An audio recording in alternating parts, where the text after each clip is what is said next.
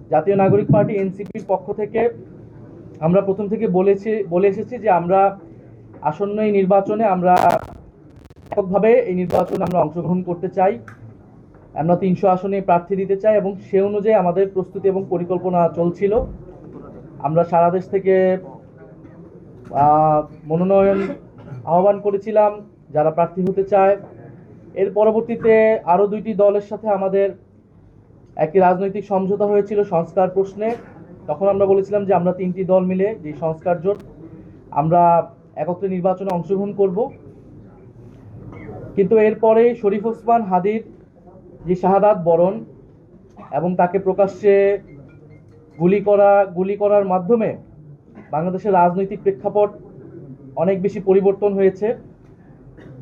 এই হত্যাকাণ্ড, এই শাহাদাত বরণের মধ্য দিয়ে আমরা বুঝতে পারছি যে বাংলাদেশে যে আধিপত্যবাদী আগ্রাসনী শক্তি তারা এখনো কার্যকর রয়েছে। গণ অভ্যুত্থানের মধ্য দিয়ে যাদেরকে আমরা পরাজিত করেছিলাম তারা এখনো চক্রান্ত করছে নির্বাচন বানচাল করার জন্য।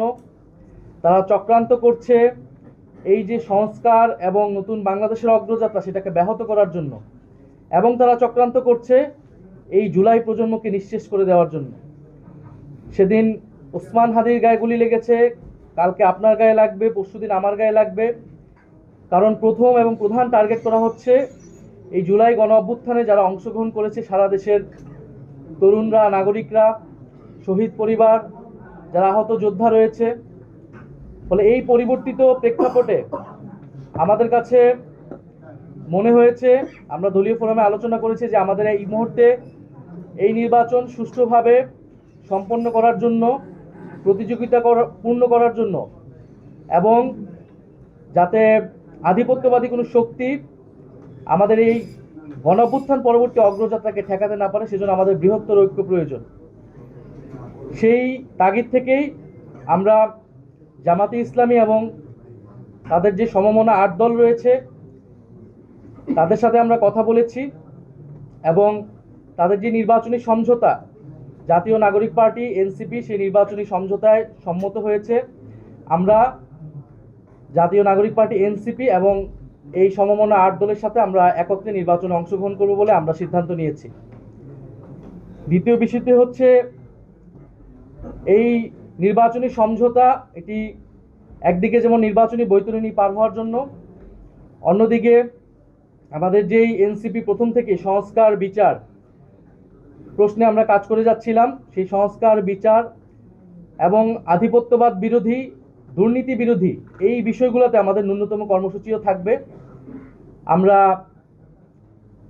রাজনৈতিক জায়গায় আমরা মনে করছি এই মুহূর্তে বাংলাদেশের এই সংকটগুলো রয়েছে, যেখান থেকে এই বাংলাদেশকে রক্ষা করতে হবে, জুলাই প্রজন্মকে রক্ষা করতে হবে এবং গণ অভ্যুত্থান পরবর্তী যে আমাদের আকাঙ্ক্ষা সেটা যাতে কোনোভাবেই ব্যাহত না হয়, এই জন্য আমরা একটা বৃহত্তর ঐক্যের জায়গায় পৌঁছেছি।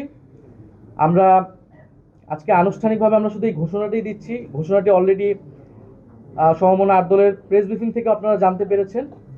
আমরা আগামীকাল হচ্ছে আমাদের যে প্রার্থীর বিষয়টা আছে সেটা আমরা চূড়ান্তভাবে আপনারা ঘোষণা দিব এবং সমঝোতায় আমাদের যে প্রার্থী তারাই নমিনেশন ফর্ম জমা দিবেন এবং সারা বাংলাদেশে আমরা একত্রে নির্বাচনে অংশগ্রহণ করব এবং জাতীয় নাগরিক পার্টি এবং তাদের সহযোগী সংগঠন গণভোটের পক্ষে ক্যাম্পেইন করবে এবং যেখানে আমাদের প্রার্থী থাকবে না সেখানে অন্য যারা প্রার্থী থাকবেন এই সমঝোতা তাদেরকে সহায়তা করবেন, তাদের পক্ষে ক্যাম্পেইন করবে।